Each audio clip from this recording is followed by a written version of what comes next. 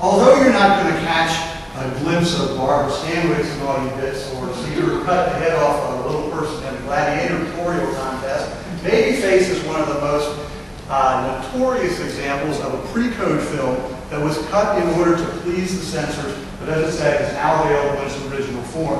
I think you'll be surprised how frank and hard-boiled it is. Much has been written about the changes made to Babyface. These were made at many different levels. The script was altered, scenes and dialogue were cut, and new footage was even added. Even after going through the first pass of sanitizing, Babyface was still rejected by the New York State Censor Board. So to avoid losing such a huge market for a movie, imagine if your movie couldn't play anywhere in New York State, Warner Brothers, the studio, went back and changed it even further. And ironically, this all happened before the code began to be strictly enforced the following year, 1934. If Babyface had gone into production in 1934, the script would have been cleaned up before any of the juicy parts were filmed, saving Warner Brothers a lot of trouble, but denying us the chance to see this film in its full scandalous glory. It's interesting to note that Babyface wasn't revised because it contained nudity or violence, the usual material we think about when we think about censorship, but rather because the censors had moral objections to the philosophy of the story. Evil must be punished, sin is bad, and all that. Here's the original trailer for tonight's film, which highlights the racy tone of the original version.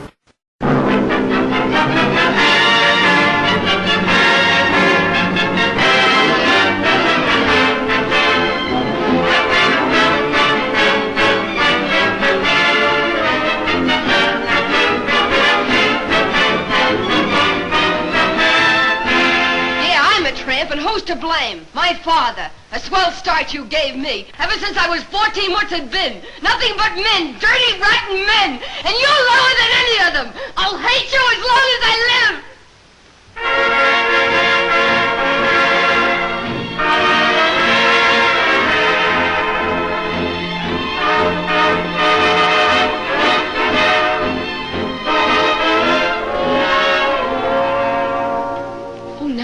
Somebody may... What could I do?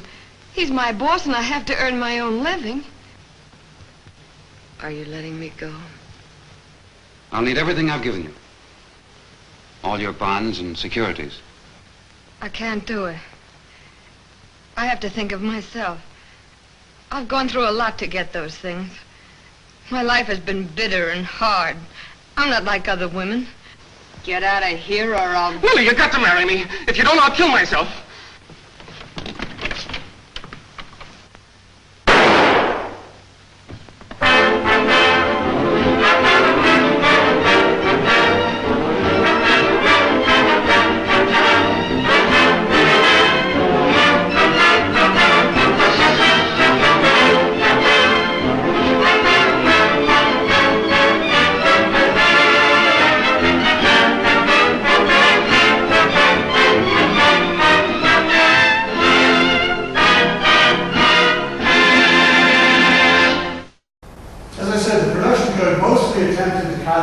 Codified morality and didn't worry too much about the obvious issues of sex or violence, assuming that most of the film studios wouldn't go too far in that area anyway. However, given the economic situation of the early 1930s, some did push the envelope, as we saw. There were nude scenes even in a movie as mainstream as Tarzan and his mate. There were sections of the code when it became enforced in 1934 that forbid such material specifically. Complete nudity is never permitted. This includes nudity in fact or in silhouette, or any licentious notice thereof by other characters in the pictures. So you don't even have to be nude on the screen. If you're off screen and I'm looking at you and you're nude and I have a licentious look on my face, then that's forbidden. Undressing scenes should be avoided and never used, say, were essential to the plot. Excuse me. Indecent or undue exposure is forbidden, and of course, brutal killings are not to be presented in detail. However, the production code spent more time dealing with more abstract matters of morality and other socio-political topics. The preamble to the code said, quote, "No picture shall be produced which will lower the moral standards of those who see it. Hence, the sympathy of the audience shall never be thrown to the side of crime, wrongdoing, evil or sin. Adultery and illicit sex, sometimes necessary plot material, must not be explicitly treated or justified or presented attractively. It's the end of the quotation. These are rather subjective judgments, as you can see. I mean, who's to define what is presented attractively or what is the evil, sin, and things like that? Babyface is the story of a young woman who, after being exploited and basically pimped out as a teenager by her greedy, drunken father, goes to the big city and, acting on the advice of a crazy old coot who reads the philosopher Nietzsche, uses her sexual attractiveness to turn the tables and exploit men. Clearly, this violated many of the production code's moral restrictions, although today we might applaud her refusal to be further victimized and see the whole movie as something of a pro-feminist work. Stanwyck's character is scheming and promiscuous, not because she's innately evil or sinful, but because men are pigs, starting with the father, and women have to fight back in every way possible. Still, in the eyes of the production code, she had to be punished for her sins. In the pre-code version that we see tonight, not so much. Before we watch tonight's movie, let's briefly take a look at the performers. Barbara Stanwyck was born in 1907 in Brooklyn. Not to stereotype the residents of that lovely part of New York, but Stanwyck often played tough women, even in her youth, as in this movie. And she later portrayed many stern matriarchs in her middle and old age, particularly on TV shows like The Big Valley, Dynasty, Colby's.